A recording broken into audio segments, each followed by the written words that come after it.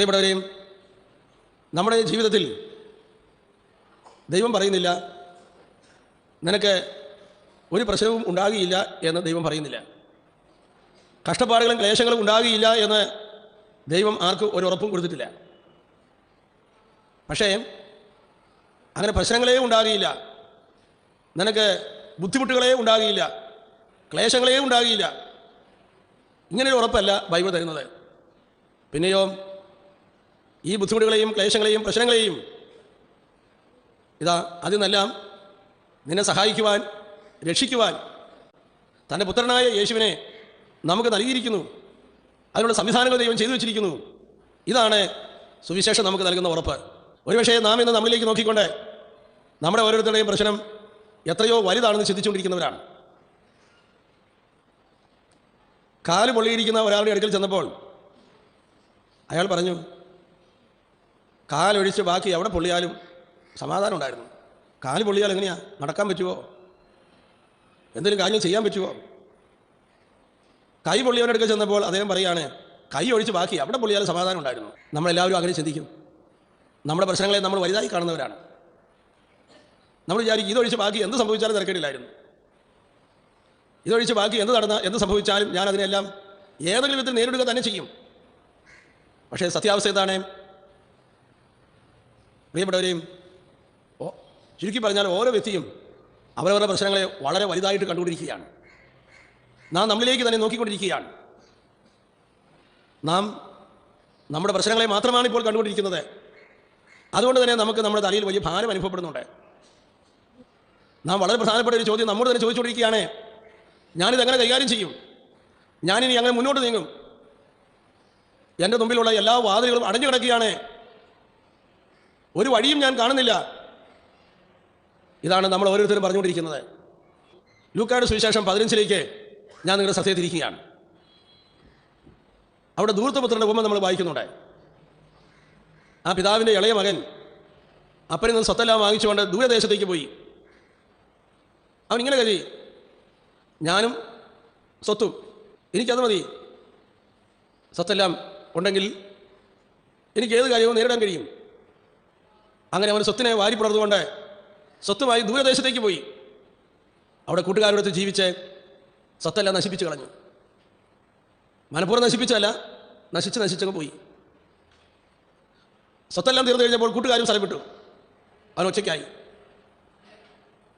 അപ്പോൾ അവൻ എന്താണ് ചിന്തിക്കുന്നത്? അവൻ ചിന്തിക്കുന്നത്, ഇപ്പോൾ എനിക്ക് അനുഭവപ്പെട്ടുകൊണ്ടിരിക്കുന്ന ദാരിദ്ര്യവും കഷ്ടപ്പാടും ഞാൻ തനിച്ച് പരിഹരിക്കും. എൻ്റെ കയ്യിൽ നിന്ന് കൈമോശം വന്നത് എങ്ങനെയെങ്കിലും ഞാൻ ഉണ്ടാക്കും. അപ്പോഴും ഏകാന്തത അവനെ പിടികൂടുകയാണ്. എല്ലാം തനിച്ച് അനുഭവിക്കാൻ, എല്ലാം തനിച്ച് നേരിടുവാൻ അവനെ പ്രേരിപ്പിക്കുകയാണ്. അവൻ ജോലി ചെയ്യാൻ തുടങ്ങി. വിശുദ്ധഗ്രന്ഥം വ്യക്തമാക്കുന്നു, പന്നിയെത്തിരുന്ന ജോലി പോലും അവൻ ഏറ്റെടുത്തു. യഹൂദന്മാർക്ക് നിഷിദ്ധമാണ് പന്നിയെ നോക്കുക എന്നത്. ആ ജോലി പോലും അവൻ ചെയ്തു എന്ന് പറയുമ്പോൾ അവൻ എത്രമാത്രം ഗതികേടിൽ എത്തി നിൽക്കുന്നു എന്ന് കാണാൻ കഴിയും.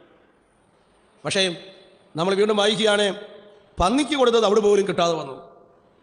പന്നിക്ക് കൊടുത്തത് അവിടെ പോലും അവന് കിട്ടാതെ വന്നു. അപ്പോൾ അവർ മനസ്സിലായി, ഞാനിവിടെ കിടന്ന് വിശന്ന് മരിക്കാൻ പോകുകയാണ്. ഉടനടി തന്നെ അവൻ ഓർത്തു, എൻ്റെ പിതാവിൻ്റെ ഭവനത്തിൽ എത്രയോ വേലക്കാർ സുഭിക്ഷമായി കഴിയുന്നു. അവിടെ എനിക്കൊരു ജോലി കിട്ടിയിരുന്നെങ്കിൽ പട്ടിണി കിടന്ന് ചാകാതെ കഴിച്ചു കൂട്ടാമായിരുന്നു. എന്നൊരു വേലക്കാരനായിട്ടെങ്കിലും അപ്പനെ സ്വീകരിക്കാതിരിക്കുമോ? അവൻ അവിടെ നിന്ന് എഴുന്നേറ്റ് പിതൃഭവനത്തിലേക്ക് വരികയാണ്. ഈ വരവ് വളരെ പ്രധാനപ്പെട്ടതാണ്. ഈ വരവിൻ്റെ മുമ്പിൽ ഒരു വലിയ സത്യത്തെ അവൻ കണ്ടെത്തി കഴിഞ്ഞിരിക്കുകയാണ്. എന്താണ്? അവൻ്റെ കൈവശമിരിക്കുന്ന കുറച്ച് സമ്പത്ത് കൊണ്ട് അതവന് പ്രയോജനപ്പെടുത്താൻ കഴിഞ്ഞില്ല. അതെല്ലാം കൈമോശം വന്നുപോയി. അവൻ്റെ അടുക്കലേക്ക് കുറേ കൂട്ടുകാർ വന്നതുകൊണ്ട് അവൻ്റെ ജീവിതത്തിൽ സ്ഥായിയായൊരു സന്തോഷമുണ്ടായില്ല. സ്വന്തം ശക്തി കൊണ്ട് നഷ്ടപ്പെട്ടതിനെല്ലാം വീണ്ടെടുക്കാൻ ശ്രമിച്ചു, അതുകൊണ്ടും പ്രയോജനമുണ്ടായില്ല. ഇപ്പോൾ അവന് മനസ്സിലായി, സ്വന്തം ശക്തി കൊണ്ട് തനിക്ക് ഒന്നും നേടാൻ പറ്റുകയില്ലെന്ന്. സ്നേഹമുള്ള ദൈവം നമുക്കൊരു രക്ഷകനെ തന്നിരിക്കുന്നു എന്നുള്ളതാണ് സദ്വാർത്ത. ഒരു രക്ഷകൻ പിറന്നിരിക്കുന്നു എന്നതാണ് സദ്വാർത്ത. നമുക്കായി ഒരു രക്ഷകനെ അവിടെ അയച്ചിരിക്കുന്നു എന്നതാണ് സുവിശേഷം. ആ രക്ഷകനെ സ്വീകരിക്കുന്നതാണ് രക്ഷ. പ്രിയപ്പെട്ടവരെ, നിങ്ങൾ ഒരു കാര്യം അറിഞ്ഞിരിക്കുക. നമ്മുടെ ഈ ബൈബിളിലെ ഏറ്റവും നടുക്ക് ഉണ്ടോ, ഈ ബൈബിളിൻ്റെ ഏറ്റവും നടുക്ക് നമ്മളങ്ങ് തുറന്നു കഴിഞ്ഞാൽ 150ഓളം സങ്കീർത്തനങ്ങളുണ്ട്. 150ഓളം സങ്കീർത്തനങ്ങളുണ്ട്. ഹല്ലേലൂയ. മനുഷ്യനെ ഇതുപോലെ പ്രാർത്ഥിക്കാൻ പഠിപ്പിക്കുന്ന ഒരു പുസ്തകം വേറെ ഇല്ല.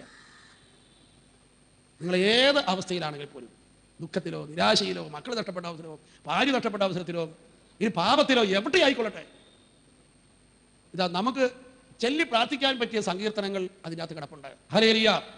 അത് തിരഞ്ഞെടുക്കുക, പ്രാർത്ഥിക്കുക. ഈ സങ്കീർത്തനങ്ങൾ ഉപയോഗിച്ച് അങ്ങ് പ്രാർത്ഥിച്ചു കൊടുക്കുക.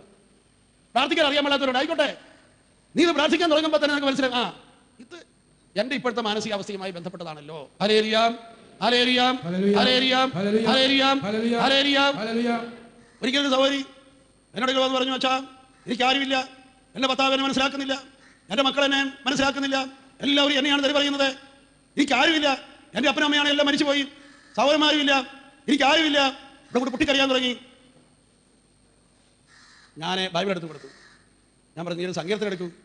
ഏതായാലും അവിടെ പെട്ടെന്ന് സങ്കീർത്തനത്തിൽ അവളങ്ങ് തുറന്നു കഴിഞ്ഞപ്പോഴേക്കും 69-ാം സങ്കീർത്തനം ആണ് അവൾ കണ്ടത്. എന്നോട് സഹതപിക്കുന്ന ആരെങ്കിലും ഉണ്ടോ എന്ന് ഞാൻ നോക്കി, ഞാൻ ആരെയും കണ്ടില്ല. എന്നോട് സഹതപിക്കുന്ന ആരെങ്കിലും ഉണ്ടോ എന്ന് ഞാൻ നോക്കി, ഞാൻ ആരെയും കണ്ടില്ല. Price the Lord. തമ്പുരാന് മുമ്പിൽ നിന്നുകൊണ്ട് ചെല്ലാൻ പറ്റുന്ന ഒരു വചനമാണിത്, ഒരു പ്രാർത്ഥനാ വാക്യമാണിത്. Hallelujah, hallelujah, hallelujah. ഇതങ്ങോട്ട് വായിച്ചു കഴിഞ്ഞപ്പോഴേക്കും അവിടെ ഉള്ളിൻ്റെ ഉള്ളിൽ നിന്നുള്ള ദുഃഖങ്ങൾ മുഴുവൻ ഒഴുകാൻ തുടങ്ങി. സാധാരണ കരച്ചിലുണ്ട്, അതിനകത്തും ദുഃഖം പോയി തരാം. അതെപ്പോഴും നമ്മൾ ചെയ്തുകൊണ്ടിരിക്കുന്ന ഒരു കാര്യമാണ്. Hallelujah, hallelujah. പക്ഷേ നമ്മളെ സുഖപ്പെടുത്തുന്ന ഒരു കരച്ചിലുണ്ട്, അത് ഈശോയുടെ മുമ്പിൽ ഇരിക്കുന്ന ഒരു അനുഭവമാണ്. നമ്മൾ ഇരിക്കുമ്പോൾ തന്നെ നമ്മുടെ എന്താണ് മനസ്സിൻ്റെ അവസ്ഥയും നമ്മൾ അനുഭവിച്ച വേദനകളും ഈ ഓർമ്മകളെല്ലാം നമ്മളോട് കൂടെ ഉണ്ട്. പക്ഷേ നമ്മൾ ആ സങ്കീർത്തനം ഉപയോഗിച്ച് പ്രാർത്ഥിക്കാൻ തുടങ്ങുക. നിങ്ങൾ അറിഞ്ഞിരിക്കണം, ഈശോ കുരിശിൽ കിടന്നുകൊണ്ട് പ്രാർത്ഥിച്ച സങ്കീർത്തനമാണ് സങ്കീർത്തനം 22. 22-ാം സങ്കീർത്തനം ഈശോ കുരിശിൽ കിടന്നുകൊണ്ട് ചൊല്ലിയതാണ്. ഹല്ലേലൂയ. ആ സങ്കീർത്തനം ആരംഭിക്കുന്നത് എങ്ങനെയാണെന്നറിയാവോ? ദൈവമേ എന്തുകൊണ്ട് അങ്ങനെ ഉപേക്ഷിച്ചു. കണ്ടോ, കേൾക്കുമ്പോൾ തന്നെ നമുക്ക് തോന്നും ഇതെന്ത് പ്രാർത്ഥനയാ. Hallelujah, hallelujah. ദൈവത്തെ കുറ്റപ്പെടുത്തിക്കൊണ്ടാണോ പ്രാർത്ഥിക്കുന്നത് നമുക്ക് തോന്നും. ദൈവമേ അങ്ങ് എന്തുകൊണ്ടാണ് എന്നെ ഉപേക്ഷിച്ചത്. പിന്നെ അങ്ങോട്ട് പോവുകയാണ്, ഇങ്ങനെ ഓരോന്നിടത്തും എന്തുകൊണ്ടാണ് അങ്ങനെ കേൾക്കാത്തത് എന്ന് പറഞ്ഞ് ഇങ്ങനെ കുറേ അപരാധിയാണ് ആദ്യം പറയുക. അപരാധി ഇങ്ങനെ പൊങ്ങുകയാണ്. അങ്ങനെ 1-ാമത്തെ വചനം കഴിഞ്ഞു, 2-ാമത്തത് കഴിഞ്ഞു, 3-ാമത്തത് കഴിഞ്ഞു.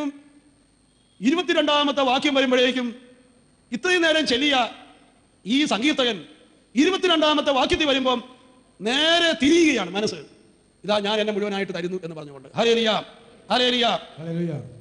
അപ്പൊ അതുവരെയും എന്താ എന്നെ ഉപേക്ഷിച്ചത്, അങ്ങനെയാണ് ഇങ്ങനെയാണ് എന്നെല്ലാം പറഞ്ഞ് പരാതിയായി പറഞ്ഞുകൊണ്ടിരുന്ന ഈ വ്യക്തി ഇപ്പോൾ ഇതാ 22-ാമത്തെ വാചകം തൊട്ടങ്ങ് നോക്കുമ്പോൾ അതിന് നേരെ എതിരായിട്ടുള്ള ഒരു ശാന്തതയുടെ മനസ്സിലേക്ക് വരികയാണ്. പ്രക്ഷുബ്ധമായ മനസ്സ് ശാന്തമായ ഒരു മനസ്സായി മാറുകയാണ്. Price the Lord. ഇതെങ്ങനെയാണ് ഈ ചേഞ്ച് ഉണ്ടായത്? കാരണം 21 വരെയുള്ള 22-ാം അധ്യായത്തിലെ 21 വരെയുള്ള ആ പ്രാർത്ഥന ചൊല്ലിക്കഴിയുമ്പോൾ ഏതൊരു മനസ്സും ശാന്തമായി തീരും. Hallelujah, hallelujah, hallelujah. അങ്ങനെ ശാന്തമാക്കുന്ന ഒത്തിരി സങ്കീർത്തനങ്ങൾ നമ്മളിലുണ്ട്, അവിടെ ബൈബിളിലുണ്ട്. അത് നമ്മളങ്ങനെ ചൊല്ലി തുടങ്ങും. ആദ്യം ചൊല്ലി തുടങ്ങുമ്പോൾ നമ്മൾ കുറേ ദുഃഖവും കണ്ണീരല്ല ഇങ്ങനെ വഴി മാറി മാറി വരും. കുറച്ച് കഴിയുമ്പോൾ മനസ്സങ്ങോട്ട് ശാന്തമാകുകയാണ്. ഒന്ന് കൈയടിച്ച് കർത്താവിനെ മഹത്വപ്പെടുത്തും.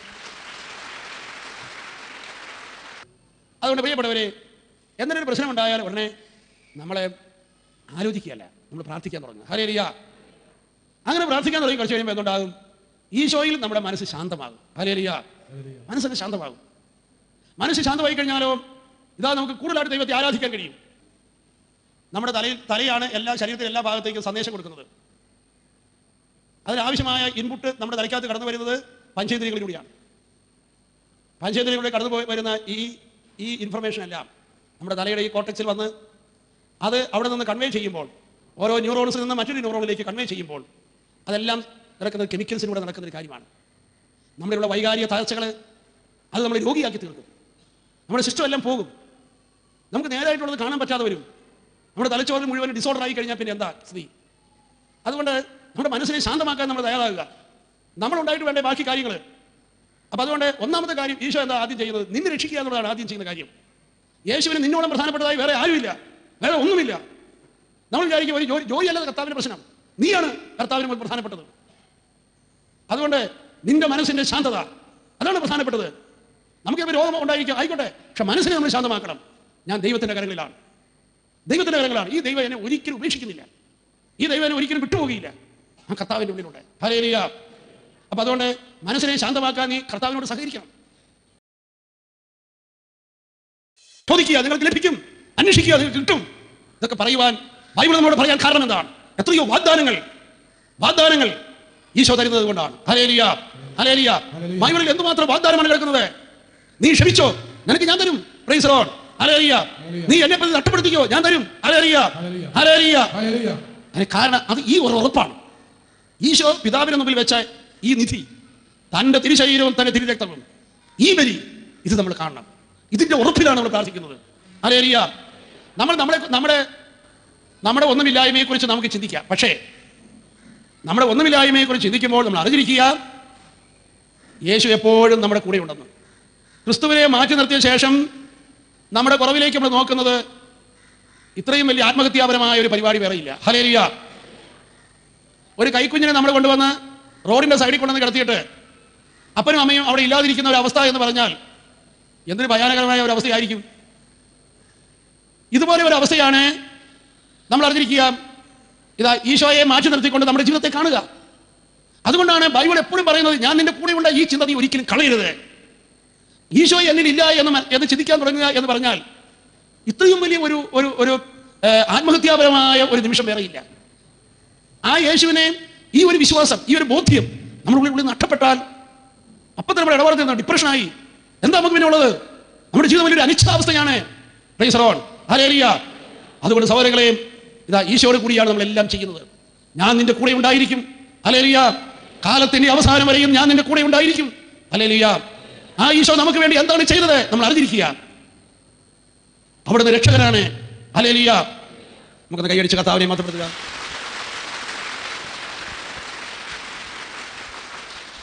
Price the Lord. അതുകൊണ്ട് നമ്മൾ ഇന്ന് നമ്മുടെ പരിമിതിയിലേക്ക് നോക്കിക്കൊണ്ടിരിക്കാതെ ഇതാ ഈശോയെ നമുക്ക് നൽകിയിരിക്കുന്നു എന്ന കാര്യം മനസ്സിലാക്കിക്കൊണ്ട്, ഒരിക്കലും പൊട്ടാത്തൊരു ബന്ധമാണ് നമുക്കുള്ളതെന്ന് മനസ്സിലാക്കിക്കൊണ്ട് നമ്മൾ ആ ബന്ധത്തിന് മുമ്പിലേക്ക് വരിക. ഇതാണ് ബൈബിളിലെ സുബോധം എന്ന് പറയുന്നത്. ഈ സ്വർഗ്ഗസ്ഥനായ പിതാവിനെ അറിയുക, ഈ ബന്ധം അറിയുക. ധൂർത്തപുത്രന് സുബോധമുണ്ടായി. നമുക്ക് ഉണ്ടാകേണ്ട സുബോധം ഇതാണ്. നമ്മൾ എവിടെ നിന്ന് എഴുതേക്കുന്നത്? ഒത്തിരി പേര് അവരുടെ പ്രശ്നങ്ങളെക്കുറിച്ച് ഇങ്ങനെ ആലോചിച്ച് ചോദിച്ച് അതൊരു ഇന്റലക്ച്വൽ തലച്ചോറിൻ്റെ അകത്ത് ഇങ്ങനെ ഇട്ട് കറക്കിക്കൊണ്ടിരിക്കുകയാണ്. കറക്കുന്നതോറും നമ്മൾ കിടന്ന് അസ്വസ്ഥരാകുകയാണ്. നമ്മൾ ഈ ഒരു ബന്ധം നമ്മുടെ തലയ്ക്കകത്തോട് കൊണ്ടുവരിക. നമ്മൾ കുറേ പ്രശ്നങ്ങളെക്കുറിച്ച് ആലോചിക്കുന്നതോറും കുറേ ചോദ്യങ്ങൾ ചോദിക്കുക, അങ്ങനെ കിടന്ന് വിഷമിക്കുക. അതിനകത്ത് കിടന്ന് നമ്മൾ വട്ടം കറങ്ങുകയാണ്. ഹല്ലേലൂയ. നമ്മൾ അതിനകത്ത് എഴുന്നേൽക്കുക. നമ്മുടെ കൂട്ടത്തിൽ ഈശോയുണ്ട്. ആ ദൈവത്തിന് നമ്മൾ വിലപ്പെട്ട വ്യക്തിയാണ്. നമ്മുടെ വിലയൊന്നും പോയിട്ടില്ല. നമ്മുടെ കയ്യിൽ അബദ്ധങ്ങളും പൊട്ടത്തരങ്ങളും വന്നിട്ടുണ്ട്. ഇതാ അവിടെ നമ്മളെ കൈക്ക് പിടിക്കാൻ ആഗ്രഹിക്കുന്നു. നീ എഴുന്നേൽക്കുക. ഒരിക്കലും പൊട്ടാത്തൊരു ബന്ധം എനിക്കുണ്ട്. നമ്മൾ അതിലേക്ക് വരിക. ഈ ബന്ധത്തിൽ നിന്നാണ് നമ്മളെല്ലാം സ്വീകരിക്കുന്നത്. നമ്മൾ ഉണ്ടാക്കിയെടുക്കുന്ന ഒരു ബന്ധത്തെക്കുറിച്ചോ നമ്മൾ ഉണ്ടാക്കിയെടുക്കുന്ന ഒരു സമ്പത്തിനെ കുറിച്ച് നമ്മൾ ആലോചിച്ചുകൊണ്ടിരുന്നാൽ നമ്മുടെ സ്ഥിതി വളരെ മോശമായി തീരും. Hallelujah, hallelujah, hallelujah, hallelujah. അതുകൊണ്ട് നമ്മൾ സ്വർഗ്ഗസ്ഥനായ പിതാവിനെ ഈ ബന്ധം നമുക്ക് തരുന്ന അപ്പൻ്റെ കയ്യിൽ എല്ലാം ഇരിപ്പുണ്ട്. അപ്പൻ്റെ കയ്യിൽ. നമ്മൾ അങ്ങോട്ട് നോക്കുക. അങ്ങോട്ട് നോക്കാൻ കഴിയണമെങ്കിൽ നമ്മൾ മറ്റുള്ളവരെല്ലാം അവരുടെ നേരെയുള്ള പരാതി, പരിഭവം, നിരാശ ഇത് മുഴുവൻ കളയണം. പരിഭവം, പരാതിയൊക്കെ എന്താണ്? ദൈവമല്ലാത്ത വേറെ ആരിൽ നിന്ന് സ്വീകരിക്കാൻ വേണ്ടി നമ്മൾ നടക്കുകയാണ്. നമ്മൾ അതിൽ നിന്ന് മാറിയിട്ട് സ്വർഗ്ഗസ്ഥനായ പിതാവിന്റെ കയ്യിൽ നിന്ന് സ്വീകരിക്കാൻ തയ്യാറാകുക. ഇതാ നമ്മൾ തന്നെ നമ്മളിൽ നിന്ന് കവിഞ്ഞൊഴുകുന്ന ഒരു ഉറവ. ഇത് എങ്ങോട്ടാണ് ഒഴുകുന്നത്? ഞാൻ പറഞ്ഞു, ഇങ്ങോട്ട് സ്നേഹം തരാത്ത വ്യക്തികളിലേക്ക് എല്ലാം ഒഴുകുകയാണ്. ഇത് കൊടുക്കുന്ന ഒന്നാണ്. അത് എങ്ങോട്ട് കൊടുക്കാൻ സാധിക്കും? ചിലപ്പോൾ നമ്മുടെ മാതാക്കന്മാർ മരിച്ചു പോയിട്ടുണ്ടാകാം. നമുക്ക് അവരെ അനുഗ്രഹിച്ച് പ്രാർത്ഥിക്കാൻ കഴിയും. ഇങ്ങോട്ട് സ്നേഹം തരാത്ത എല്ലാവരും അനുഗ്രഹിച്ച് പ്രാർത്ഥിക്കാൻ കഴിയും. അതുകൊണ്ട് അവരുടെ നേരെ വിരോധം വെറുപ്പും വെച്ച് പുലർത്തുമ്പോൾ നമ്മൾ അവരിൽ നിന്ന് ഇങ്ങോട്ട് ഒഴുകുന്ന ഒഴുക്കിനെ കുറിച്ചാണ് ആലോചിക്കുക. നമ്മൾ അങ്ങോട്ട് കൊടുക്കുക. അങ്ങോട്ട് കൊടുക്കാൻ തുടങ്ങുമ്പോൾ നമ്മുടെ ജീവിതത്തിൽ വലിയൊരു വ്യത്യാസം ഉണ്ടാകും. ഹല്ലേലൂയ. എല്ലാവരും കൈയടിച്ച് കർത്താവിനെ മാത്രപ്പെടുത്തും. Price the Lord. അതുകൊണ്ട് സഹോദരങ്ങളെ, നമ്മളെ തന്നെ ശപിക്കുന്ന, നമ്മളെ തന്നെ വെറുക്കുന്ന എല്ലാ ചിന്തകളും വിഷചിന്തകളാണ്. ഈ ബൈബിളില് ശത്രുക്കളോട് ക്ഷമിക്കുക, അവരെ അനുഗ്രഹിക്കുക, ഇത് നമ്മുടെ കർത്താവിന്റെ ഉപദേശമാണ്. ഇത് വായിക്കുന്ന എല്ലാവർക്കും കൊതിത്തിരിക്കും. വളരെയധികം ആളുകൾ യേശുവിൻ്റെ ഈ വചനം എടുത്ത് ഉപയോഗിച്ചിട്ടുണ്ട്. എന്നോട് ചിലർ ചോദിച്ചിട്ടുണ്ട്, ലോകത്തിൽ ക്രിസ്തു മാത്രമല്ല എത്രയോ മഹാന്മാക്കൾ ക്ഷമിക്കുവാനും ശത്രുക്കളെ അനുഗ്രഹിക്കണമെന്നും ശത്രുക്കളെ സ്നേഹിക്കണമെന്നും ഉപദേശിച്ചിട്ടുണ്ട്. അങ്ങനെയാണെങ്കിൽ പിന്നെ യേശുവിന്റെ ഉപദേശം എന്താ ഇത്ര വലിയ പ്രത്യേകത? ഈ പ്രത്യേകത തിരിച്ചറിയുന്നതിലാണ് ക്ഷമിക്കുവാനുള്ള അനുഗ്രഹം കിട്ടുന്നത്. പ്രിയപ്പെട്ടവരെ, ലോകത്തിൽ അനേകം മഹാന്മാക്കൾ ശത്രുക്കളെ സ്നേഹിക്കണമെന്ന് പറഞ്ഞിട്ടുണ്ടെങ്കിലും ബൈബിളിൽ എവിടെയെല്ലാം യേശു ശത്രുക്കളെ സ്നേഹിക്കണമെന്ന് പറഞ്ഞിട്ടുണ്ടോ അവിടെയെല്ലാം ഒരു വാഗ്ദാനവും കാണാൻ കഴിയും. Price the Lord. ബൈബിളിൽ വാഗ്ദാനം അടങ്ങിയ കൽപ്പനയാണ് ശത്രുക്കളെ സ്നേഹിക്കുക എന്നത്.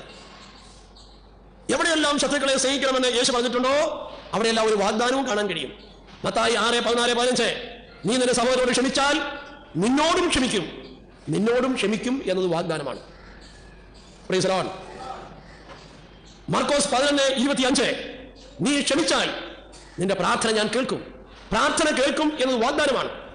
മത്തായി 5:23-24 നിന്റെ ബലി ഞാൻ സ്വീകരിക്കും, വാഗ്ദാനമാണ്. യാക്കോബ് 5:16 നിന്റെ രോഗം ഞാൻ സുഖപ്പെടുത്തും, വാഗ്ദാനമാണ്. എബ്രായലേഖനം 12:15 ഞാൻ നിന്നോട് കരുണ കാണിക്കും, വാഗ്ദാനമാണ്. വാഗ്ദാനമടങ്ങിയ കൽപ്പനയാണ് ബൈബിളിൽ ക്ഷമിക്കുക എന്നത്.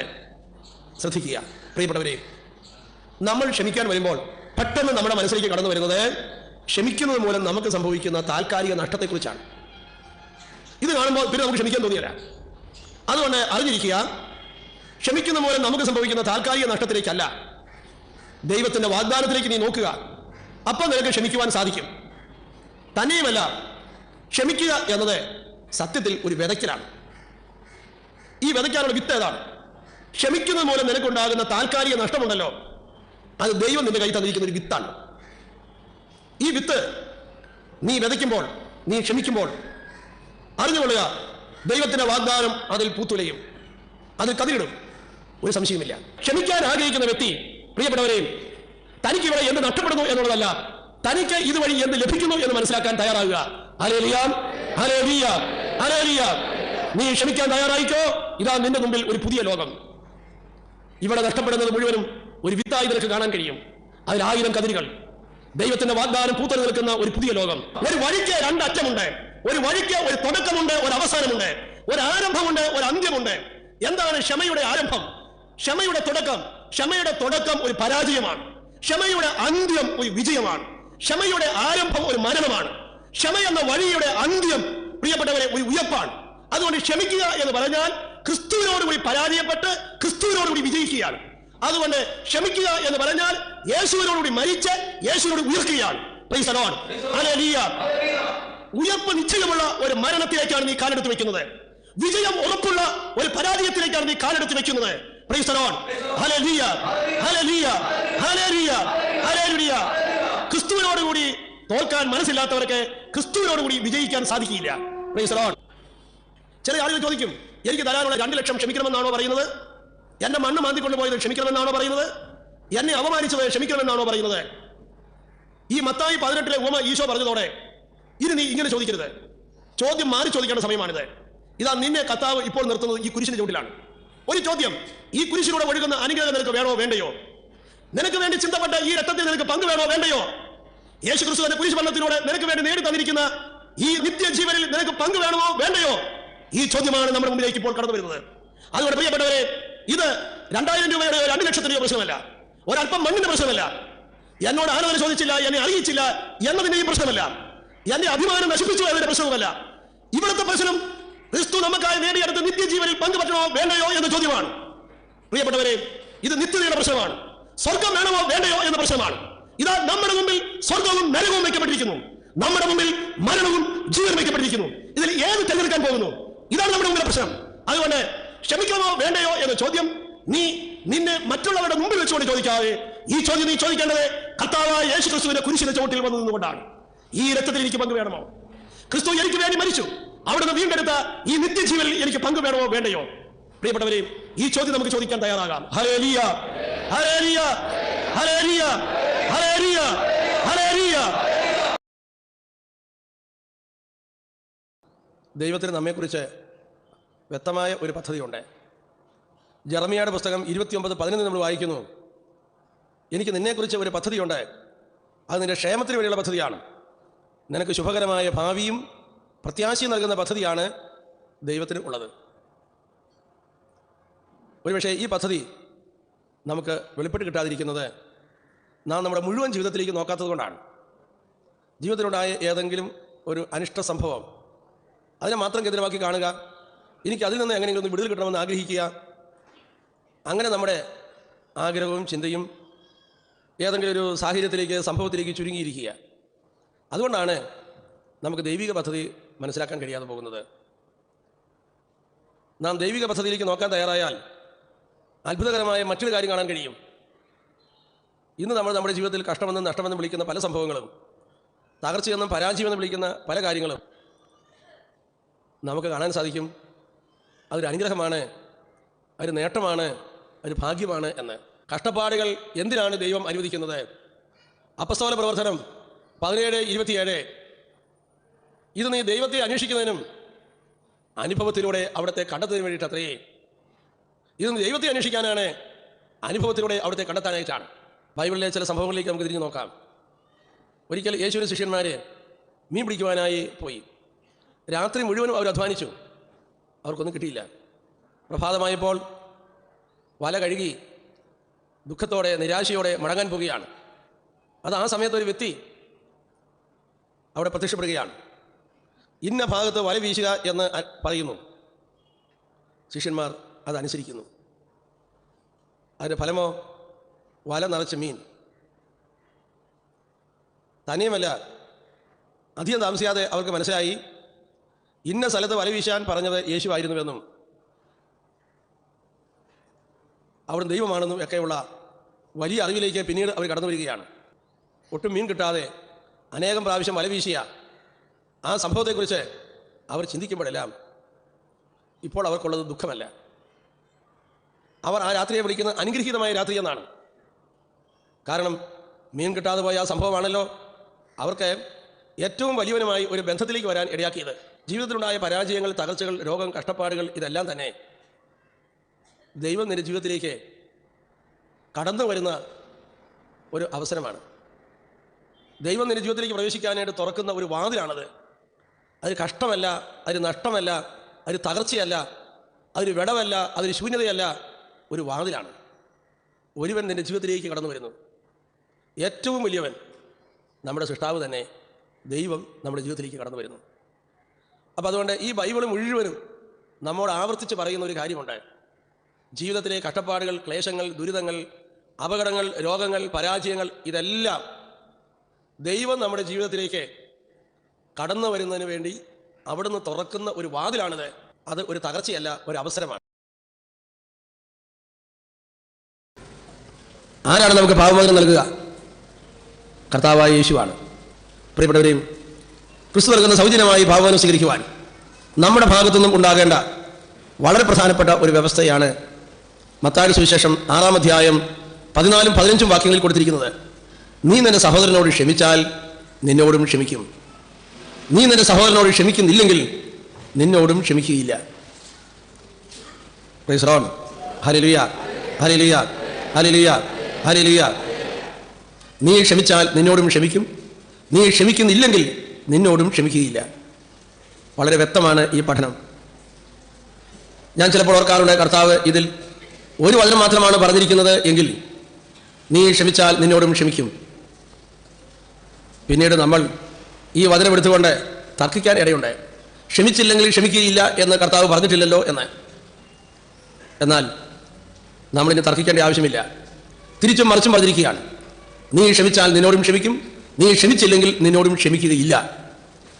ഒരു തർക്കത്തിനോ ഒരു സംശയത്തിനോ വഴിയില്ലാത്ത വണ്ണം അവിടുന്ന് നമുക്ക് പ്രബോധനം നൽകിയിരിക്കുകയാണ്. പാപത്തിന് മോചനം കിട്ടാൻ വേണ്ടി മാത്രമല്ല, ദൈവത്തിൽ നിന്ന് ഏത് അനുഗ്രഹം കിട്ടണമെങ്കിലും നമ്മൾ നമ്മുടെ സഹോദരങ്ങളുമായി രമ്യതയിലായിരിക്കണം. മർക്കോസിന്റെ സുവിശേഷം 11:25 പ്രാർത്ഥിക്കുന്നത് എന്ത് കർത്താവ് നമുക്ക് തരും. എന്നാൽ നീ പ്രാർത്ഥിക്കുമ്പോൾ നിന്റെ സഹോദരനുമായി നീ രമ്യതയിലായിരിക്കണം. ഇത് പ്രാർത്ഥന കേൾക്കുന്നതിന് വേണ്ടിയിട്ടത്രേ. വർഷങ്ങളായി ചില കാര്യങ്ങൾക്ക് വേണ്ടി പ്രാർത്ഥിച്ചിട്ട് എന്തുകൊണ്ട് ദൈവം എൻ്റെ പ്രാർത്ഥന കേൾക്കുന്നില്ല? ദൈവം പ്രാർത്ഥന കേൾക്കാത്തതിൻ്റെ ഒരു കാരണം നമ്മളിപ്പോൾ കേട്ടുകഴിഞ്ഞു. മർക്കോസ് 11:25 നമ്മുടെ സഹോദരങ്ങളുമായുള്ള ബന്ധം തകർന്നു കിടക്കുകയാണെങ്കിൽ ദൈവം നമ്മുടെ പ്രാർത്ഥന കേൾക്കുകയില്ല. മത്തായിയുടെ സുവിശേഷം 5:23-24 വാക്യങ്ങൾ നീ ബലിയർപ്പിക്കുവാനായി വരുമ്പോൾ നിന്റെ സഹോദരൻ നിന്നോട് എന്തെങ്കിലും വിരോധമുണ്ടെന്ന് തോന്നുന്ന പക്ഷം ബലിവസ്തുവോടെ വെച്ചിട്ട് സഹോദരനുമായി രമ്യപ്പെടുക, എന്നിട്ട് വന്ന് ബലിയർപ്പിക്കുക. പ്രിയപ്പെട്ടവരെയും, മനുഷ്യൻ അധ്വാനിക്കുന്നതും ദൈവം അവനെ ഏൽപ്പിച്ച ഉത്തരവാദിത്വം നിർവഹിക്കുന്നതുമെല്ലാം അവൻ ദൈവത്തിന് മുമ്പിൽ അർപ്പിക്കുന്ന ഒരു ബലി കൂടിയാണ്. എത്രയോ പേർ ചോദിക്കുന്നു, ദൈവമേ, നീ ഏൽപ്പിച്ച എൻ്റെ ജീവിത പങ്കാളിയെയും കുഞ്ഞുങ്ങളെയും വളർത്തുവാൻ രാവും പകലുമില്ലാതെ ഞാൻ അധ്വാനിക്കുന്നു, അവരെ സംരക്ഷിക്കുവാൻ ഞാൻ ബുദ്ധിമുട്ടുന്നു, എന്നിട്ട് എന്തുകൊണ്ട് എൻ്റെ അധ്വാനത്തെ അവിടെ നിന്ന് ആശീർവദിക്കുന്നില്ല? പ്രിയപ്പെട്ടവരെയും, നമ്മുടെ അധ്വാനം ഫലമണിയണമെങ്കിൽ, ദൈവം അനുഗ്രഹിക്കണമെങ്കിൽ, നമ്മുടെ ബലിയെ ദൈവം സ്വീകരിക്കണമെങ്കിൽ നമ്മുടെ സഹോദരങ്ങളുമായി രമ്യതയിലായിരിക്കണം. എബ്രായ ലേഖനം 12:15 വിദ്വേഷത്തിൻ്റെ വേര് വളർന്ന് ദൈവകൃപ നഷ്ടമാകാതിരിക്കാൻ സൂക്ഷിക്കുവിൻ. വിദ്വേഷവും വെറുപ്പും വഴി ദൈവത്തിൻ്റെ കരുണ, ദൈവത്തിൻ്റെ ഔദാര്യം നമുക്ക് നഷ്ടപ്പെടുന്നു. Praise lord. Hallelujah, hallelujah. ചുരുക്കി പറഞ്ഞാൽ, വൈരാഗ്യത്തിലും വെറുപ്പിലിരിക്കുന്ന വ്യക്തിക്ക് ദൈവവുമായി യാതൊരു ബന്ധവുമില്ല. ഞാൻ എന്തുമാത്രം എൻ്റെ ദൈവവുമായിട്ട് ഗാഢമായ ബന്ധത്തിലാണ് എന്ന കാര്യം പരിശോധിക്കുവാൻ നമുക്ക് കൈവശമിരിക്കുന്ന, മനസ്സിലാകുന്ന ഒരടയാളം നമ്മുടെ സഹോദരങ്ങളുമായിട്ടുള്ള ബന്ധമാണ്. ഏതെങ്കിലും വ്യക്തികളുമായി ഞാൻ ബന്ധത്തകർച്ചയിലാണെങ്കിൽ എൻ്റെ ദൈവവുമായിട്ടുള്ള ബന്ധം ഞാൻ തകർത്തിരിക്കുകയാണ് എന്നാണ് എൻ്റെ അർത്ഥം.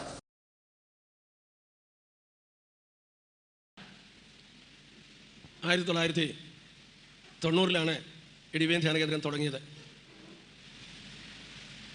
ഏതാനും വർഷങ്ങളുള്ളിൽ തന്നെ വിവിധ സംസ്ഥാനങ്ങളിൽ നിന്ന് ആളുകളുടെ ധ്യാനത്തിൽ പങ്കെടുക്കാനായിട്ട് വരികയുണ്ടായി. ഒട്ടേറെ പേർക്ക് ആത്മീയ അനുഭവങ്ങളും രോഗസൗഖ്യവും എല്ലാം കർത്താവ് കൊടുക്കുകയും അങ്ങനെ വളരെയധികം ആളുകളെ ഈ ധ്യാന മന്ദിരത്തിലേക്ക് ആകർഷിക്കുകയും ചെയ്തിരുന്നു. അങ്ങനെ ഒരു നല്ല പേരും പ്രസിദ്ധിയും നിലനിൽക്കുമ്പോൾ ഒരു ദിവസം ഞാൻ പത്രമെടുത്ത് നോക്കുമ്പോൾ ഈ ധ്യാന മന്ദിരത്തിൻ്റെ സൽപ്പേര് നശിപ്പിക്കത്തക്കവണ്ണം ഒരു വാർത്ത ഞാൻ വായിച്ചു.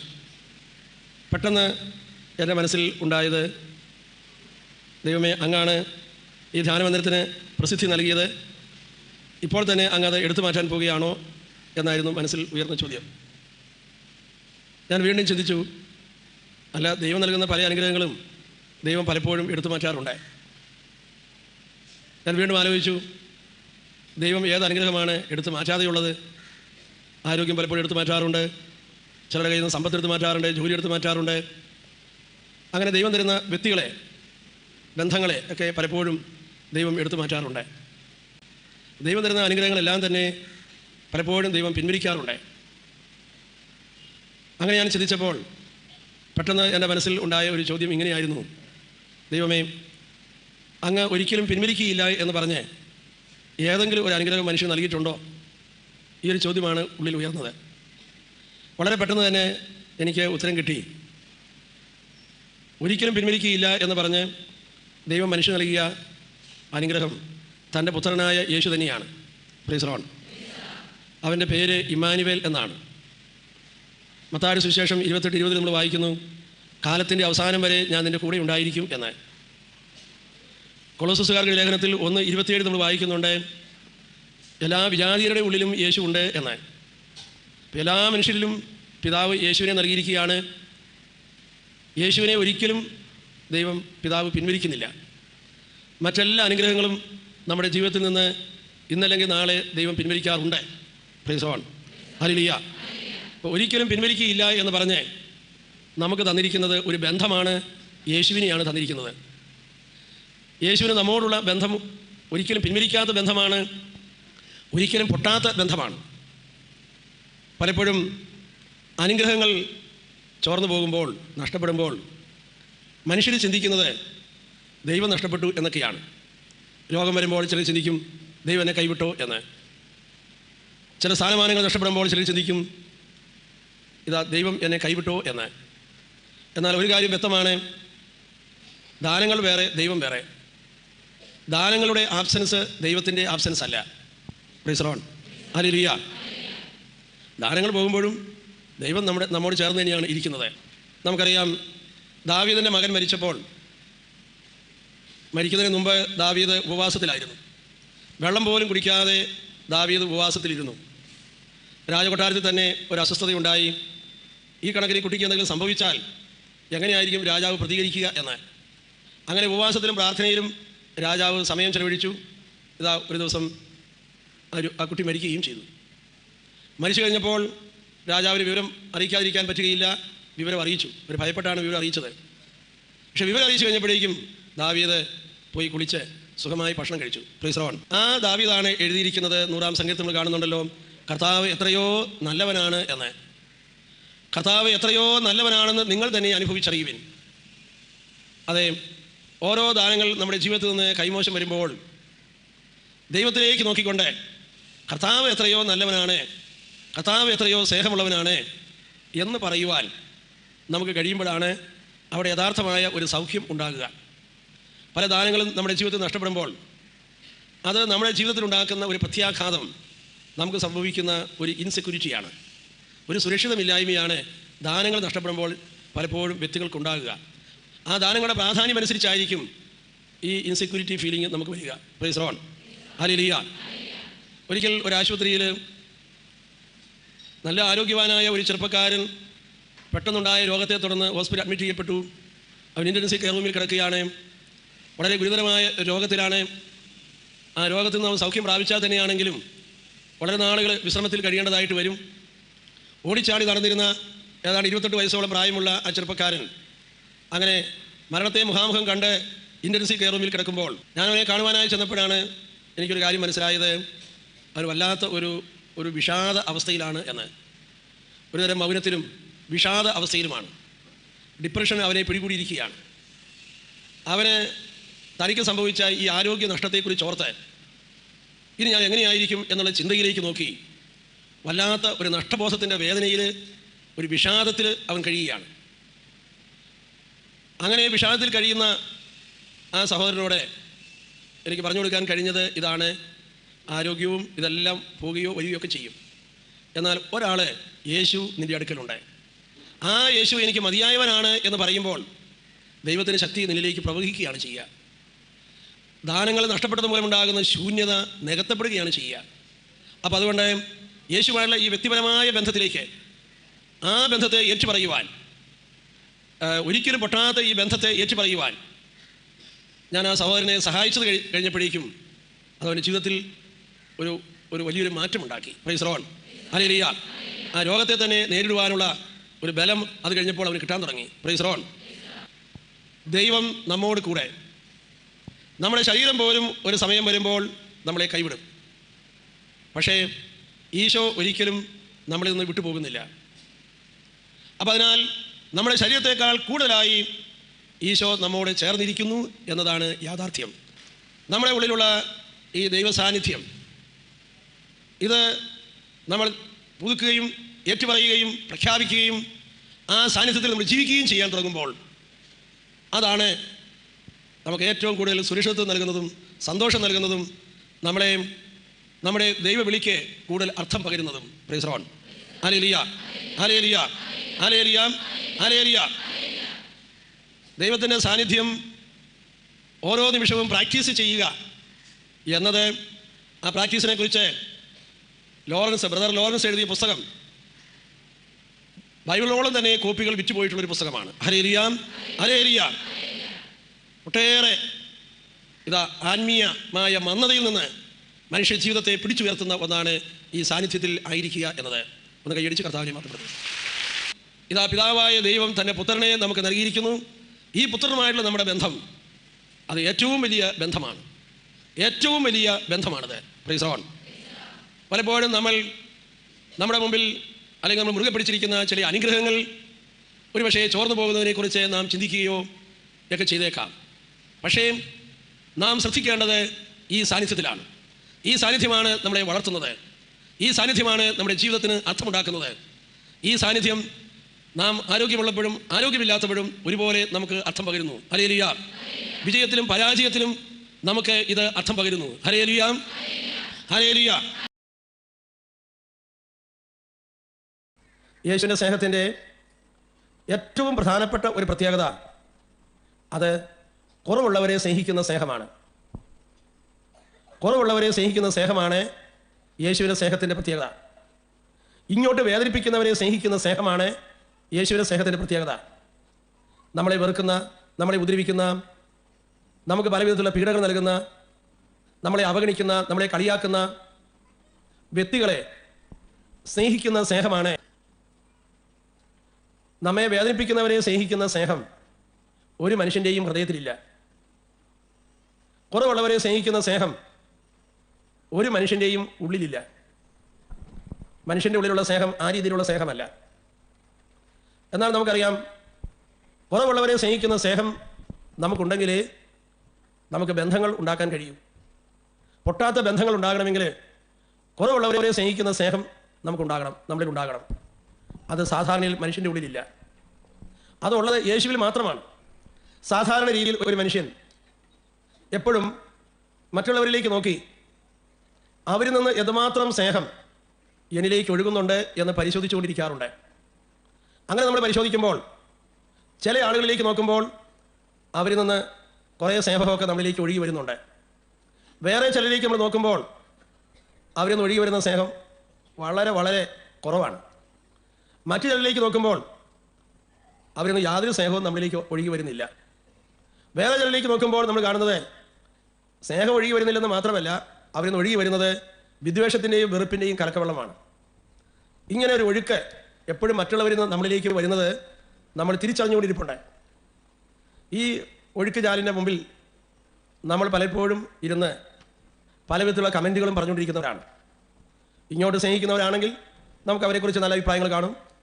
അതല്ല വിദ്വേഷവും വെറുപ്പുമാണ് നമുക്ക് തരുന്നതെങ്കിലോ നമുക്ക് അവരെക്കുറിച്ച് ദേഷ്യവും വെറുപ്പും അവരുടെ കുറ്റങ്ങൾ പറയുന്ന രീതികളും അവർ നമ്മളെ സ്നേഹിക്കാത്തതിൻ്റെ പേരിലുള്ള പരാതിയും പരിഭവവും ദേഷ്യവും അരിശവും ഇതൊക്കെയായിരിക്കും അതിൻ്റെ പ്രതികരണങ്ങൾ.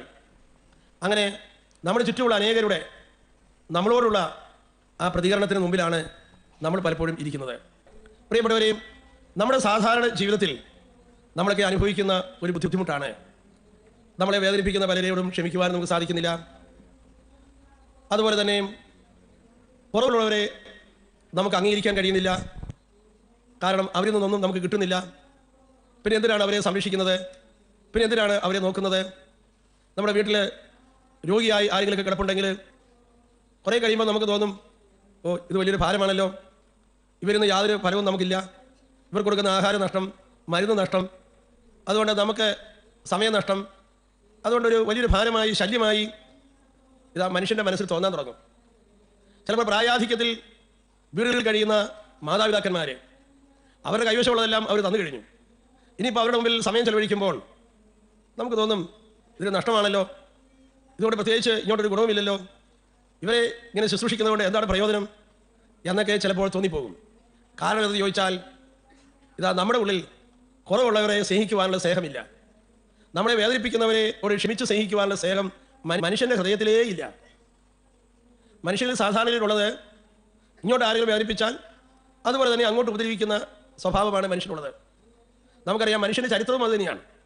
നമ്മളെല്ലാം സാധാരണ ലോക ചരിത്രം തന്നെ പഠിക്കാറുണ്ട്.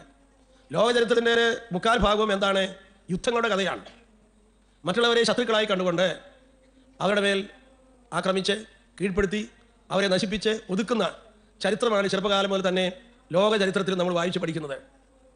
ശത്രുവിനെ നശിപ്പിക്കുക എന്ന ബുദ്ധിപരമായ ഒരു നിർദ്ദേശമാണ് മനുഷ്യൻ്റെ തലയിലുള്ളത്. എന്നാൽ നമുക്കറിയാം, അതുകൊണ്ട് മനുഷ്യൻ്റെ ഹൃദയത്തിൽ തന്നെ ഇങ്ങോട്ട് വേദനിപ്പിക്കുന്നവരെ സ്നേഹിക്കുന്ന സ്നേഹമേ ഇല്ല. അതുള്ളത് അത് യേശുവിൽ മാത്രമാണ്. യേശുവിൽ എങ്ങനെയാണ് ആ സ്നേഹം കിട്ടിയത്? യേശു പിതാവിൽ നിന്നാണ് ആ സ്നേഹവുമായി വന്നത്. പിതാവ് സ്നേഹമാണ്.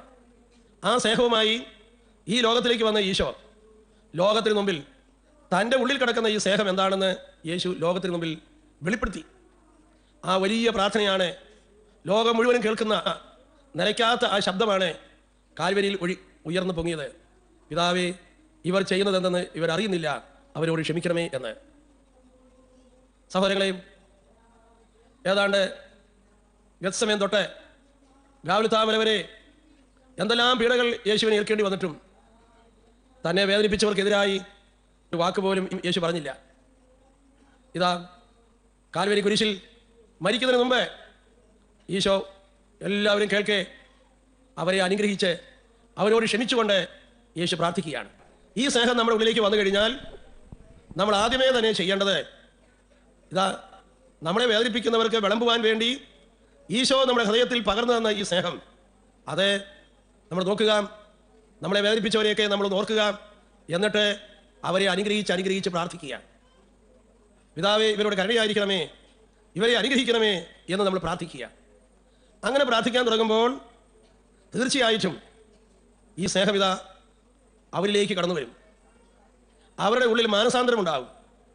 അവരുടെ വെറുപ്പ് മാറി അവരിലേക്ക് ദൈവത്തിൻ്റെ സ്നേഹം നിറയുവാൻ തുടങ്ങും. അങ്ങനെ സ്നേഹം വിളമ്പുന്ന വ്യക്തികളായി നമ്മൾ മാറുകയാണ്. നമ്മൾ സ്നേഹം കൊടുക്കാൻ തുടങ്ങുമ്പോൾ നമ്മൾ സ്നേഹം കൊണ്ട് കവിഞ്ഞൊഴുകുന്ന ഒരു പാത്രമായി തീരുകയാണ്. നമ്മൾ കൊടുക്കുമ്പോഴാണ് നമ്മൾ നിറയുന്നത്.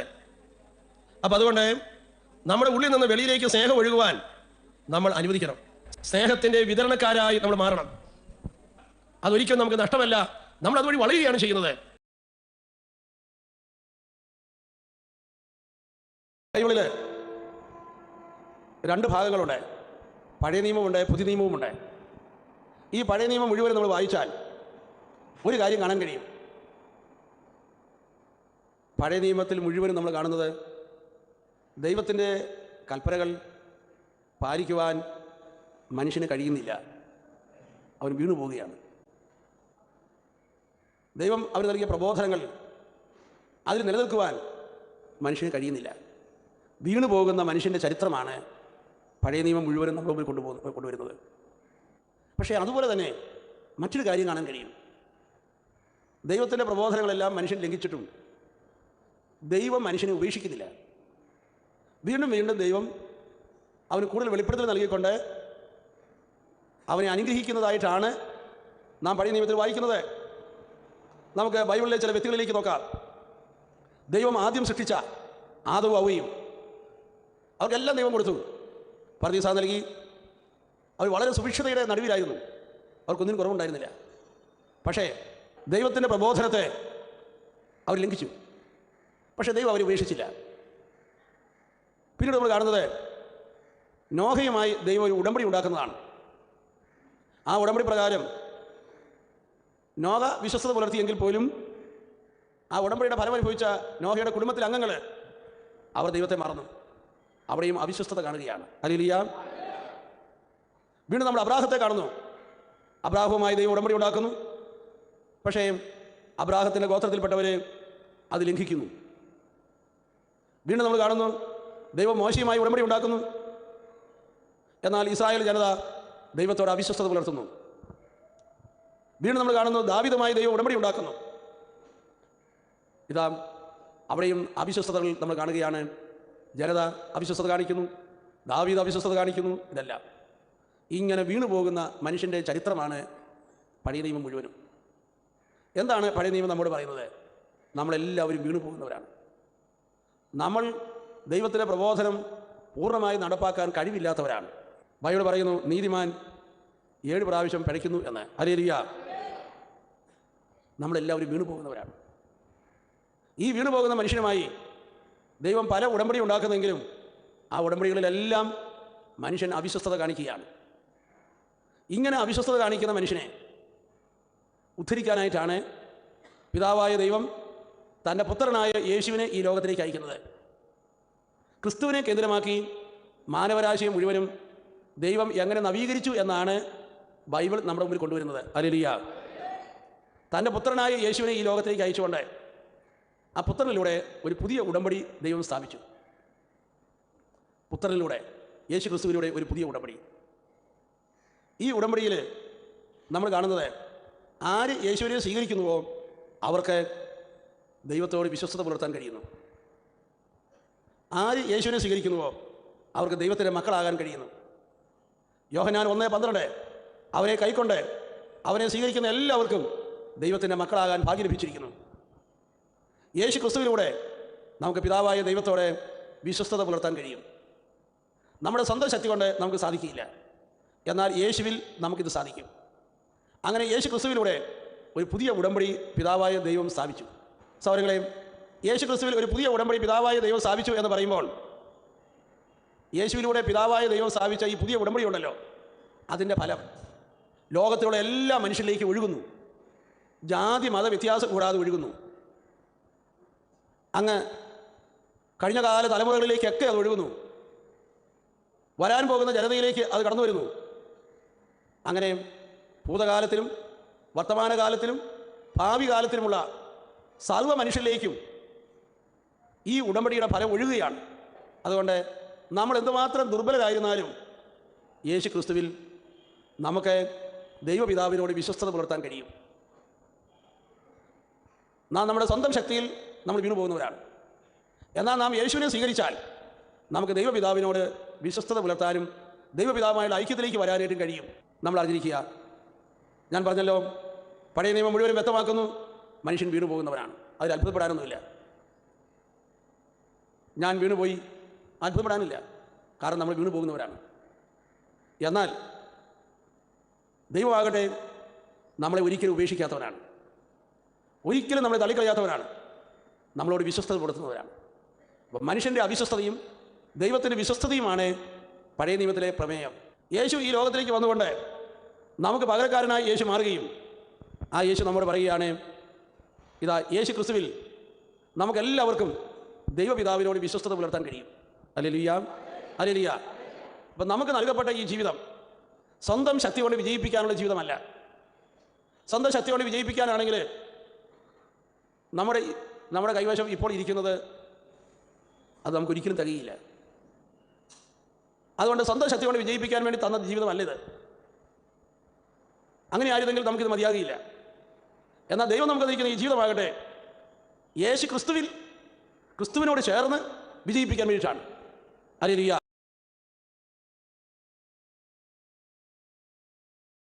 വെറുപ്പ്, വിദ്വേഷം, വൈരാഗ്യം, സ്നേഹത്തിന് വിരുദ്ധമായ ചിന്തകൾ തലയ്ക്കകത്ത് സൂക്ഷിച്ചാൽ നീ നിന്നെ തന്നെയാണ് ഉപദ്രവിക്കുന്നത്, നീ നിന്നെ തന്നെയാണ് നശിപ്പിക്കുന്നത്.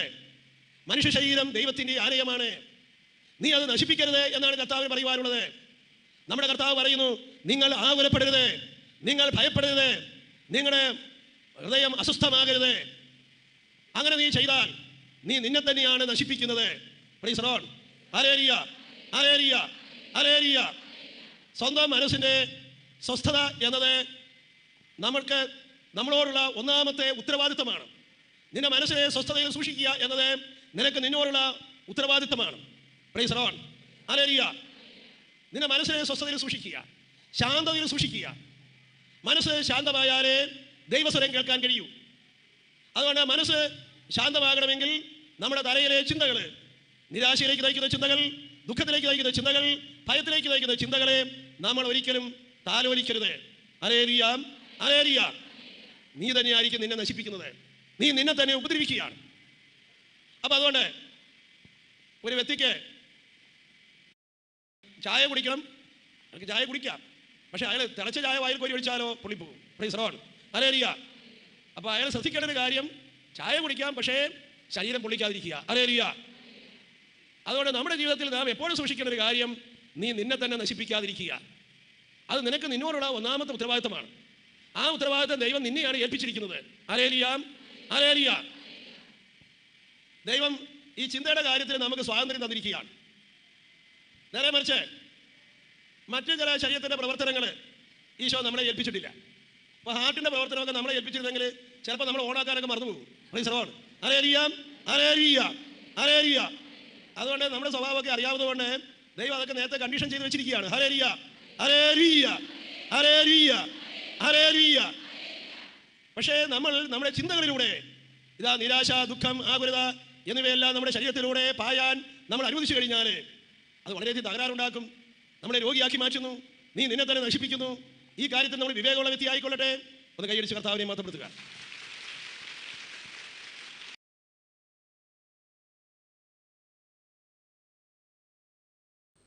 ഒരിക്കൽ ഒരു വല്യപ്പച്ചൻ തൻ്റെ വീടിൻ്റെ മുറ്റത്തുള്ള കിണറ്റിലേക്ക് നോക്കിയപ്പോൾ ആകെപ്പാടെ 100 തൊട്ടി വെള്ളമേ കിണറ്റിലുള്ളൂ. വല്യപ്പച്ചൻ കണക്ക് കൂട്ടി, ഒരു ദിവസം 25 തൊട്ടി വെച്ച് കോരിയാൽ 4 ദിവസത്തേക്കുള്ള വെള്ളമേ ഉള്ളൂ. പിന്നെ ഞാനെന്ത് ചെയ്യും? അതുകൊണ്ട് വല്യപ്പച്ചൻ പിന്നെ ആ കിണറ്റിൽ നിന്ന് വെള്ളം കോരിയിട്ടില്ല. Praise the Lord. വല്യപ്പച്ചൻ പിന്നെ അയൽവക്കത്തോടൊക്കെ നടന്ന് വെള്ളം കോരിക്കൊണ്ട് വരികയാണ്. ഹല്ലേലൂയ. ഈ വല്യപ്പച്ചൻ എന്താ പറ്റിയെന്ന് ചോദിച്ചാൽ, ഈ കിണറ്റിൽ കിടക്കുന്ന 100 തൊട്ടി വെള്ളം ഒരു ഉറവയിൽ നിന്ന് ഒഴുകി വരുന്ന വെള്ളമാണെന്നും കോരും തോറും ഉണ്ടായിക്കൊണ്ടിരിക്കുമെന്നും വല്യപ്പച്ചൻ അറിഞ്ഞിട്ടില്ല. ഹല്ലേലൂയ. അങ്ങനെ ഒരു ഉറവയുടെ വെള്ളമാണ് തൻ്റെ വീടിൻ്റെ മുറ്റത്തുള്ളത് എന്ന് വല്യപ്പച്ചൻ അറിയാൻ പാടില്ല. ഇതുപോലെ തന്നെയാണ് നമ്മളിലും സംഭവിച്ചിരിക്കുന്നത്. നമ്മളിൽ ഒരു വറ്റാത്ത ഉറവ കിടപ്പുണ്ട്. അത് ദൈവപിതാവിൽ നിന്നാണ് വരുന്നത്. ഹല്ലേലൂയ. അപ്പോൾ അതുകൊണ്ട് ഈ ഉറവയിൽ നിന്ന് മറ്റുള്ളവരിലേക്ക് കൊടുക്കാൻ നമ്മൾ തയ്യാറാകുക. ഹല്ലേലൂയ. അതിന് നേരെ മറിച്ച് നമ്മൾ എന്താണ് ചെയ്യുന്നത്? വറ്റുന്ന ഉറവയിലേക്ക് നോക്കി, വറ്റിപ്പോകുന്ന ഉറവയിലേക്ക് നോക്കി നമ്മൾ ചോദിക്കുകയാണ് എന്താ ഇങ്ങോട്ട് കിട്ടാത്തത് എന്ന്.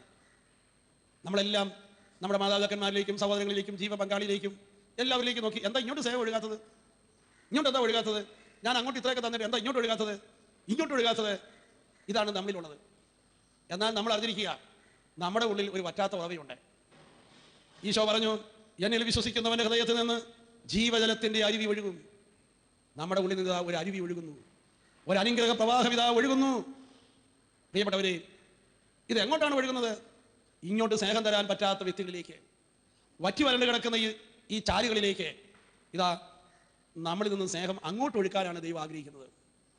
അതുകൊണ്ട് ഇങ്ങോട്ട് സ്നേഹം തരാത്തവരെ അങ്ങോട്ട് സ്നേഹം ഒഴുക്കാൻ കഴിയും സ്വർഗ്ഗസ്ഥനായ പിതാവിനെ അറിയുന്ന എല്ലാവർക്കും. ഹല്ലേലൂയ. നമ്മൾ അങ്ങോട്ട് സ്നേഹം ഒഴുക്കുമ്പോൾ എന്താ സംഭവിക്കുക? നമ്മൾ കവിഞ്ഞൊഴുകുന്ന ഒരു പാത്രമായി മാറുകയാണ്. അതുകൊണ്ട് ഇങ്ങോട്ട് സ്നേഹം തരാതെ ഇരിക്കുന്ന എല്ലാ വ്യക്തികളെ കുറിച്ചും നമ്മൾ ഇങ്ങനെയാണ് അവരെ കാണേണ്ടത്. അവർക്ക് ഇങ്ങോട്ട് ഒഴുക്കാൻ പറ്റുന്നില്ല, അവരിൽ ഇങ്ങനെ ഒരു ഉറവയുണ്ടെന്ന് അവർക്ക് അറിയാനും പാടില്ല. നേരെ മറിച്ച് നമ്മൾ എന്ത് ചെയ്യണം? നമ്മൾ അറിഞ്ഞവരാണ്. അതുകൊണ്ട് ഇങ്ങോട്ട് തരാത്തവരിലേക്ക് അങ്ങോട്ട് കൊടുത്ത് പ്രാർത്ഥിക്കുക, അവരെ അനുഗ്രഹിച്ച് പ്രാർത്ഥിക്കുക. പ്രാർത്ഥിക്കുമ്പോൾ എന്തുണ്ടാകും? നമ്മുടെ ഉള്ളിൽ കവിഞ്ഞൊഴുകാൻ തുടങ്ങും. കവിഞ്ഞൊഴുകുന്ന പാത്രത്തിന് പരാതിയുണ്ടോ? ഇല്ല. Price the Lord. കവിഞ്ഞൊഴുകിക്കൊണ്ടിരിക്കുന്ന പാത്രം പറയോ എന്താ എന്നെ നിറയ്ക്കാത്തത്? ഇല്ല. കവിഞ്ഞൊഴുകുന്ന പാത്രത്തിന് ഒരൊറ്റ ആഗ്രഹമേ ഉള്ളൂ, കൊടുക്കുക എന്നതാണ്. Hallelujah, hallelujah. നമ്മളെ കവിഞ്ഞൊഴുകുന്ന ഒരു പാത്രമാക്കാൻ ദൈവം ആഗ്രഹിക്കുന്നു. നമ്മുടെ എല്ലാവരുടെയും ഉള്ളിൽ ഇങ്ങോട്ട് സ്നേഹം തരാത്തതിന്റെ വേദനയും നൊമ്പരവും മുറിവും സങ്കടവും ദേഷ്യവും അരിശവും പരാതിയും പരിഭവവും എല്ലാം നമ്മുടെ ഉള്ളിൽ കിടപ്പുണ്ട്. ഈ നിഷേധാത്മകമായ വികാരങ്ങൾ നമ്മുടെ ഉള്ളിൽ കിടന്നുകൊണ്ട് അതാണ് നമ്മളെ പുറകോട്ട് വലിക്കുന്നത്. നമ്മുടെ ഉള്ളിൽ കിടക്കുന്ന സ്നേഹത്തിന് വിരുദ്ധമായിട്ടുള്ളവ എല്ലാം തന്നെ നമ്മുടെ വളർച്ചയ്ക്ക് എതിരാണ്, നമ്മുടെ പുരോഗതിക്ക് എതിരാണ്. ഹല്ലേലൂയ. എങ്ങോട്ടാണ് നമ്മുടെ വളർച്ച എന്ന് ചോദിച്ചാൽ ചില വിചാരം അറിയാവോ? ചിലരുടെ വളർച്ച എന്ന് പറയുന്നത് പൂർത്തി വയ്ക്കുന്ന വളർച്ച എന്നാണ് ചിലർ ധരിച്ചിരിക്കുന്നത്. എല്ലാം ശേഖരിച്ചിങ്ങനെ ഇരിക്കുക. ഹല്ലേലൂയ. അതല്ല വളർച്ച. ഒരിക്കൽ 1ാം ക്ലാസ്സിൽ പഠിക്കുന്ന ഒരു 10 കുട്ടികൾ, എല്ലാ കുട്ടികളുടെ കയ്യിൽ ഒരു മെഴുതിരിയുണ്ട്. അതിൽ ഒരു കൊച്ചിൻ്റെ കയ്യിൽ തിരി കത്തിച്ചു കൊടുത്തു. ബാക്കി 9 പേരോട് അവിടുന്ന് കത്തിച്ചോടാൻ പറഞ്ഞു. ഈ 9 പേര് തിരിയും കൊണ്ട് ചെന്നപ്പോൾ അവൻ കത്തിക്കാൻ സമ്മതിക്കില്ല. ഹല്ലേലൂയ. അവന്റെ വിചാരം എന്താ? ഇതൊന്ന് കത്തി കഴിഞ്ഞാൽ ഈ തീ കുറഞ്ഞു പോകുന്നുള്ളതാണ്. ഹല്ലേലൂയ. അതുകൊണ്ട് 9 പേരും തിരിയും കൊണ്ട് ഇപ്പം കത്തിക്കില്ല. Hallelujah, hallelujah, hallelujah, hallelujah, hallelujah. ഈ ഒരു ചിന്താഗതിയിലാണ് പലരും ഇരിക്കുന്നത്. കൊടുക്കുന്ന അവസ്ഥയിലേക്ക് വരിക, അതാണ് വളർച്ച എന്ന് പറയുന്നത്. ഒരു തെങ്ങിന് ചുവട്ടിൽ നമ്മൾ വളമൊക്കെ ഇടുകയാണ്. തെങ്ങ് വളർന്നു എന്ന് പറയുന്നത് എന്താണ്? കൊടുക്കുന്ന അവസ്ഥയിലേക്ക് വരുമ്പോഴാണ്. തേങ്ങ തരാൻ തുടങ്ങുമ്പോൾ നമ്മൾ പറയാം ഇത് വളർന്നു കഴിഞ്ഞിരിക്കുന്നു. ഹല്ലേലൂയ. മറ്റത് വളർന്നു എന്ന് പറഞ്ഞാൽ അതൊരു വളർച്ചയല്ല. Hallelujah, hallelujah. ഫലം പുറപ്പെടുവിക്കുമ്പോഴാണ് അത് വളരുക എന്ന് പറയുന്നത്. ഒരു ഉറവയെ കുറിച്ചുള്ള അറിവ്, സ്വർഗ്ഗസ്ഥനായ പിതാവിനെ കുറിച്ചുള്ള അറിവ്, അബ്രാഹാം കണ്ടെത്തിയ ദൈവം, യേശു ചൂണ്ടിക്കാണിച്ചു തന്ന ഈ പിതാവ്, ഈ ഉറവയെ കുറിച്ച് നമ്മൾ ബോധവാന്മാരായിരിക്കണം.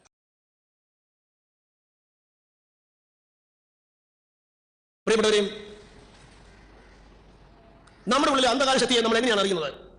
ദൈവത്തെക്കാൾ കൂടുതലായി നീ എന്തിന് പ്രാധാന്യം നിന്റെ ഉള്ളിൽ കൊടുത്തിട്ടുണ്ടോ അതൊരു പൈശാചിക ബന്ധനമാണ്. ദൈവത്തെക്കാൾ ഉപരിയായി നിന്റെ ഉള്ളിൽ നീ ആർക്ക് പ്രാധാന്യം കൊടുക്കുന്നുണ്ടോ അതൊരു പൈശാചിക ബന്ധനമാണ്. Hallelujah, hallelujah, hallelujah.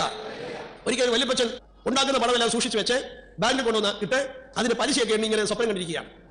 വീട്ടിലുള്ള ഭാര്യയും പിള്ളേരും ഈ മനുഷ്യന്റെ പിശുക്ക് മൂലം വളരെയധികം നീറിപ്പോവുകയാണ്. ഇയാൾക്ക് വേണ്ടി പോലും ഉപയോഗിക്കാറില്ല. 8 ലക്ഷത്തോളം രൂപ ബാങ്കിലായി. ഒരു ദിവസം ഒരാൾ ഇയാളെ സമീപിച്ചിട്ട് പറഞ്ഞു, വല്യപ്പച്ച, ഇപ്പോൾ പലിശ കിട്ടുന്ന ധാരാളം സംവിധാനങ്ങളുണ്ട്, എന്തിനാ വെറുതെ ബാങ്കിൽ കൊണ്ടുവന്നിട്ട് ഈ തുക കളയുന്നത്? അപ്പോൾ ഇത് കേട്ട ആകർഷനായ ഈ മനുഷ്യൻ ഒരല്പം പേടിയോടാണെങ്കിലും 25,000 രൂപ പിൻവലിച്ച് ഇയാളുടെ കയ്യിൽ കൊടുത്തു. എല്ലാ മാസവും കൃത്യം പലിശ, പറഞ്ഞ പ്രകാരമുള്ള പലിശ. അപ്പോൾ ഇയാൾ ആവേശമായി 1 ലക്ഷം രൂപ പിൻവലിച്ചു. അപ്പോഴും അതുപോലെ പറഞ്ഞ പ്രകാരമുള്ള പലിശ എല്ലാ മാസവും. ഒന്നും കൂടെ ആവേശമായി മുഴുവൻ പണവും പിൻവലിച്ചു, 8 ലക്ഷവും പിൻവലിച്ചു. ഏതാനും മാസം കഴിഞ്ഞില്ല, പിന്നെ ഇയാളെ കാണാനേ ഇല്ല. തിരക്കിയപ്പോൾ അറിഞ്ഞു ഈ പാർട്ടി ഒരു തട്ടിപ്പ് പാർട്ടിയായിരുന്നു എന്ന്. തൻ്റെ 8 ലക്ഷവും പോയി. പുള്ളിക്ക് സഹിക്കാൻ പറ്റിയില്ല. താൻ ഏതെന്നിന് വേണ്ടി ജീവിച്ചോ അതിപ്പോൾ പോയി. ഇനി താൻ എന്ത് കണ്ട് ജീവിക്കും? അപ്പൊ അതുകൊണ്ട് തൻ്റെ എല്ലാമായിരുന്ന ഉള്ളിൻ്റെ ഉള്ളിൽ 1ാം സ്ഥാനം കൊടുത്തിട്ടിരുന്ന പണം മുഴുവനും പോയി. ഇപ്പൊ ഇയാൾക്ക് ആത്മഹത്യ ചെയ്യണമെന്നുള്ള ചിന്തയായി. ഒരു ദുർബല നിമിഷത്തിൽ ഈ പണം പോയൊരു ദുഃഖം സഹിക്കവയ്യാതെ ഇയാൾ ആത്മഹത്യക്ക് ശ്രമിച്ചു. കടയിൽ ചെന്ന് വിഷം വാങ്ങിച്ച് ഇയാൾ കുടിച്ചു. ഇയാൾ പിശുക്കനായതുകൊണ്ട് വാങ്ങിച്ച വിഷം വില കുറഞ്ഞതായിരുന്നു. Praise the Lord, hallelujah, hallelujah. അതുകൊണ്ട് ഒരു ബോധക്കേടും പിന്നെ ഇച്ചിരി ഛർദിയൊക്കെയാണ് ഉണ്ടായത്. ഏതായാലും ഹോസ്പിറ്റലിൽ അഡ്മിറ്റ് ചെയ്തു, 1.5 ആഴ്ച ആശുപത്രി കടന്നു, തിരിച്ചു കൊണ്ടുവന്നു. ഇപ്പോൾ ഇയാളുടെ പ്രത്യേകത, ഇയാൾക്ക് ഉറക്കമേ ഇല്ല, പിന്നെയും ചാകണമെന്നുള്ള ചിന്ത വരികയാണ്. ഇയാൾ ഇവിടെ ധ്യാനിക്കാൻ വേണ്ടി കൊണ്ടുവന്നു. ബുധനാഴ്ച ദിവസം ഞാൻ ഈ വല്യപ്പച്ചനെ കണ്ട് സംസാരിച്ചു. ഞാൻ ചോദിച്ചു, വല്യപ്പച്ചൻ ഇപ്പം എന്ത് പറയുന്നു? ആ മനുഷ്യനോട് ക്ഷമിച്ചോ? വല്യപ്പച്ചൻ പറഞ്ഞു, ഞാൻ ക്ഷമിക്കാനൊന്നും ഉദ്ദേശിച്ചിട്ടില്ല. ഞാൻ ചോദിച്ചു, പിന്നെന്താ പ്ലാൻ? ഇപ്പോൾ എൻ്റെ പ്ലാൻ അവനെ തട്ടണം എന്നതാണ്. Price the Lord. ഞാൻ ചോദിച്ചു, അതെന്തിനാ? ഇനി അവൻ ഈ ചതി ആരോടും ചെയ്യരുത്, അവൻ്റെ പരോപകാരത്തിൻ്റെ പേരിലാണ്. Price the Lord. ഞാൻ പറഞ്ഞു, വല്യപ്പച്ചന് ഉള്ളിൽ കിടക്കുന്ന ഈ പണത്തിൻ്റെ 1-ാം സ്ഥാനം, ഈ പണമോഹമല്ലേ ഈ തട്ടിപ്പിൽ ചെന്ന് പെടാനിടയായത്. അതുകൊണ്ട് ഇതല്ലേ നമ്മൾ മാറ്റിക്കളയേണ്ടത്. വല്യപ്പച്ചന് യഥാർത്ഥത്തിൽ വല്യപ്പച്ചനോട് സ്നേഹമുണ്ടോ? വല്യപ്പച്ചൻ സ്നേഹിക്കുന്നത് പണത്തെയാണ്. വല്യപ്പച്ചന് യഥാർത്ഥത്തിൽ ഭാര്യയോട് സ്നേഹമുണ്ടോ? മക്കളോട് സ്നേഹമുണ്ടോ? സത്യം പറഞ്ഞാൽ വല്യപ്പച്ചൻ പണത്തെ മാത്രമേ സ്നേഹിക്കുന്നുള്ളൂ. വല്യപ്പച്ചൻ സമ്മതിച്ചു, പശ്ചാത്തപിച്ചു, ദൈവത്തോട് മാപ്പി ചോദിച്ചു. വല്യപ്പച്ചൻ പറഞ്ഞു, ഇനി എനിക്ക് ദൈവമാണ് വലുത്. അതുകൊണ്ട് ഇതിന്റെ പേരിൽ ഞാൻ ഈ ആരോടും വിരോധമില്ല, വെറുപ്പുമില്ല, വഴക്കുമില്ല. തീരുമാനമെടുത്തു. അന്ന് രാത്രി വല്യപ്പച്ചൻ സുഖമായി ഉറങ്ങി. അടുത്ത ദിവസം വല്യപ്പച്ചന് വലിയ സന്തോഷമായി. വല്യപ്പച്ചനെ എല്ലാവർക്കും വേണ്ടി പ്രാർത്ഥിക്കാൻ തുടങ്ങി. നമ്മൾ അറിഞ്ഞിരിക്കുക, നഷ്ടപ്പെടുത്തിയത് ആരാണോ അവരെ കൊണ്ട് ഞാൻ വെട്ടിക്കും. ഈ ചിന്തയുമായി കേസും ഭീഷണിയുമായിട്ട് നടക്കുന്ന ആളുകളുണ്ട്. എന്നിട്ട് കിട്ടാറുണ്ടോ? അതില്ല. എന്നാൽ അറിഞ്ഞിരിക്കുക, നിനക്ക് നഷ്ടപ്പെട്ടത് ദൈവം തിരിച്ചു തരും. തമ്പുരാന്റെ കയ്യിൽ നിന്ന് വാങ്ങിക്കാൻ നീ തയ്യാറാകുക. ഹല്ലേലൂയ. ദൈവം തിരിച്ചു തരുമ്പോൾ 7 ഇരട്ടിയായി തിരിച്ചു തരും. നീ വിശ്വസിക്കുക. ധൂർത്തപുത്രനെ കൊടുത്തി കൂടിയ കൂട്ടുകാരെ മുഴുവൻ നശിപ്പിച്ചു കളഞ്ഞല്ലോ, പക്ഷെ അപ്പം തിരിച്ചു കൊടുത്തില്ലേ? ചെകുത്താൻ ജോബിന്റെ കയ്യിൽ നിന്ന് എടുത്തു മാറ്റിയത് ജോബിന്റെ ആയുസകാലത്ത് തന്നെ ജോബിന് തിരിച്ചു കിട്ടി. ആരാണോ എന്റെ കയ്യിൽ നിന്ന് വാങ്ങിച്ചത് അവർക്ക് തരാൻ നിവൃത്തിയില്ലെങ്കിലും ഞാൻ അവരെ കൊണ്ട് വെപ്പിക്കും. ഈ മനോഭാവം ദൂരെ കളയുക. എനിക്ക് ദൈവം തിരിച്ചു തരും. ദൈവത്തിന് പല മെത്തേഡുണ്ട്.